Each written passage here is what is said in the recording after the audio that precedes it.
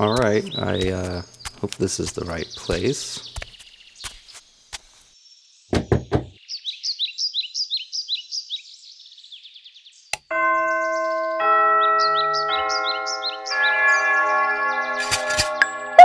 I'm here for the listing.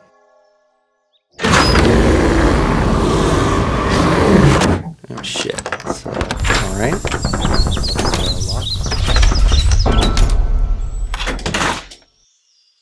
Hey pal, you're late.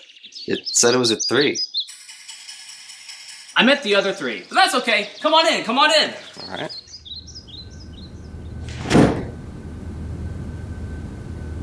So, The video, yes. The orientation. This way.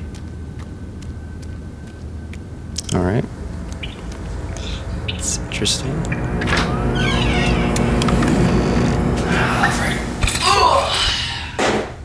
That's for you. Oh, thank you. I'll get back with the video. Okay, yeah, I'll just take a seat.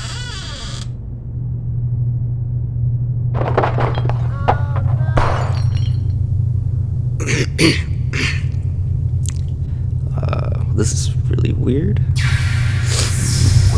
What the?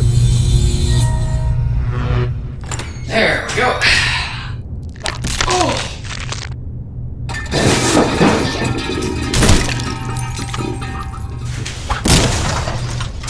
All will be revealed.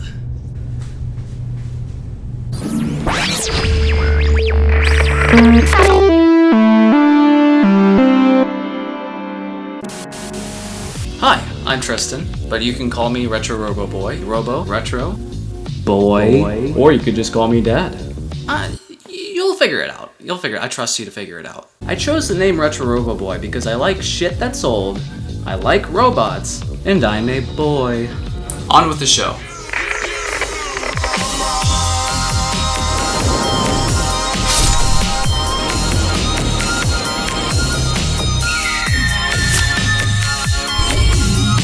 Why do people like anime so much? In America, Disney and Pixar bring families into theaters. SpongeBob and Adventure Time keep your little brother occupied, while Bob's Burgers and Family Guy gives the adults something to laugh at before bed. But for the most part, gripping binge-worthy series are left to traditional live-action TV. In Japan, however, every man, woman, and child, regardless of age or background, will tune in weekly to watch a dramatic cartoon. And on your train commute to work, you'll see everyone's nose deep in a comic book. So what's the big idea here? Far too often, people would always downplay anime as kid stuff, or go on the complete opposite end and talk about how it's a perverse act against God. While both of those can apply, like many things in this world, it's a spectrum.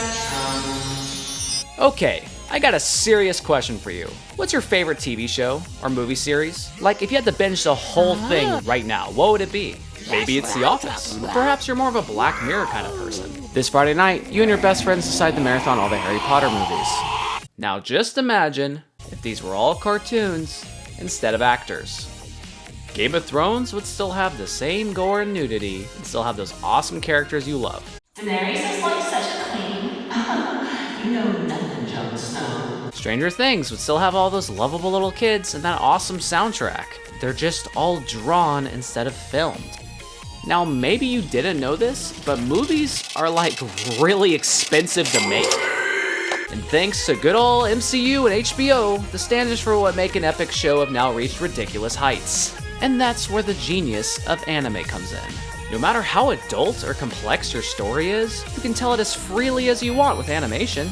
You could make insane action sequences for the fraction of what it would cost to hire actors to jump on a big green screen. You can also get away with pushing boundaries a little further in animation, rather than what would otherwise be deemed too graphic or controversial to show in live action. The possibilities are endless, and the craft truly is an art. You can see anime's influence even in our own Hollywood movies. While movies like The Matrix and Pacific Rim kind of wear their anime vibe on their sleeve, you'd be surprised to hear that even movies like Black Swan have a heavy anime influence. The aesthetic can be seen in our fashion, and is kind of creeping its way into our pop culture. Its roots actually go all the way back to the early 1900s. A young genius by the name of Osamu Tezuka helped pioneer the genre when he took inspiration from the work of none other than Walt Disney himself. That's right, all you aspiring Disney princesses. What's the difference between this and this? A few inches of fabric, give or take. Have you ever looked at an anime and thought to yourself, why do all these characters have such freakishly huge eyes?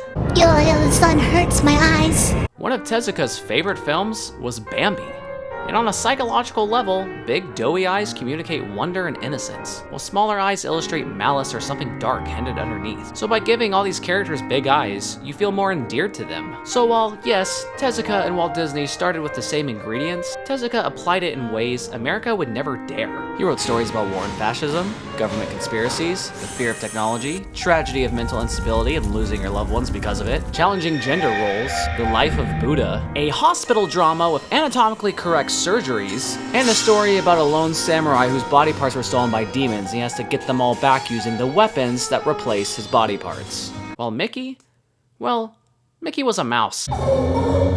He laid the very foundation for what anime is today. And as far as America's concerned, it started a lot earlier than you might even think. That's right, even your boomer parents were watching Japanese cartoons without realizing they were foreign products. But it wasn't really until the late 80s, early 90s with the advent of home videotapes that any sort of fandom could really grow. You had cult classics like Akira showing Americans what adult animation could really look like. But for the most part, it was just a novelty. And even if you were in on the club, that shit was stupid expensive.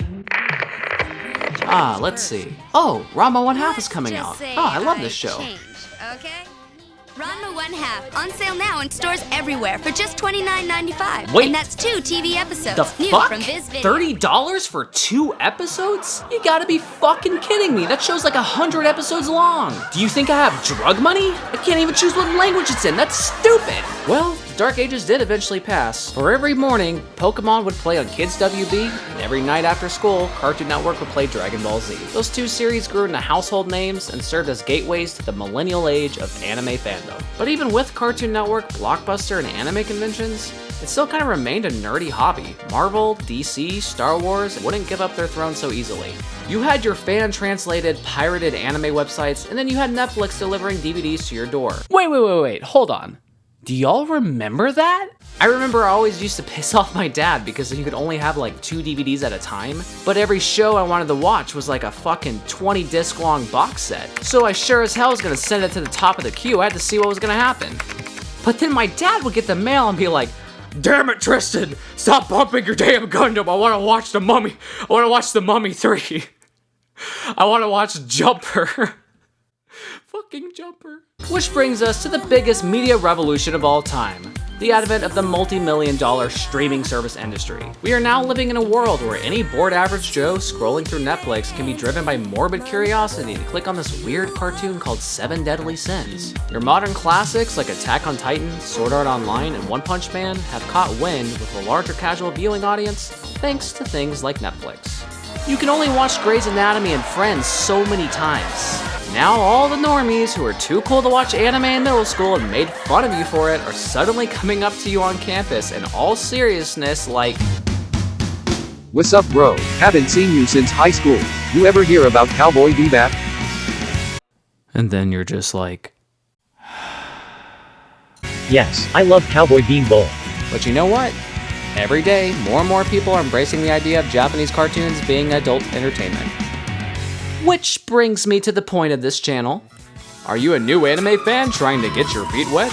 Are you a seasoned anime fan who wants to get other people into it? Or are you just really bored and lonely and sick of listening to ASMR mukbangs? Introducing Retro Robo Reviews, where I review different films and series I think are worth checking out and tell you which ones to stay the hell away from. We'll mostly focus on classics, because that's probably what you missed out on, but I'll also give my thoughts on all the new stuff coming out. I'll do your normal movies, I'll do your MCU, your indie flicks, and your Academy Award winners. Up next is Anime for Normies, also known as Anime in One Episode. Did you watch that one anime, but you really didn't get what was going on? Did you avoid watching a show altogether because that shit looks old and you're like, oh, gross! This show's too damn long. I'm supposed to take paid vacation just to start it? There's a total cutie patootie sitting in front of you in class, but they're into that weird anime shit. You need to be informed so that way you can pretend to know what you're talking about at the party you're going to this Saturday.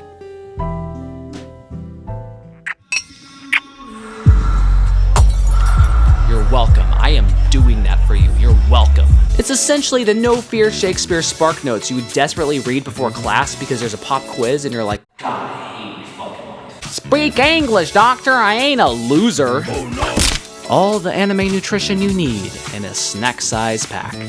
Last, we'll have director studies. I'll go over some of the industry's most important creators and go through their catalog of work. Chances are, if you like one anime by that guy, you'll like the other anime by that guy. I have a dream that Retro Robo Boy will bring people together, and it is my mission to unite us all around a common interest. And everything I just told you was a lie. You really want to know what my plan is? I'll tell you. The more of you normies watch, the higher the demand is. The higher the demand is, the greater the supply. The greater the supply, the cheaper the product. The poor bastards didn't even see it coming. I need my Blu-rays, and you peasants are going to be the livestock that Feeds the beast.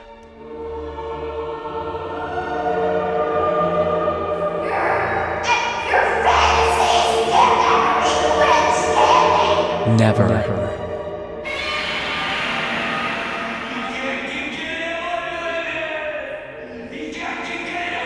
I can.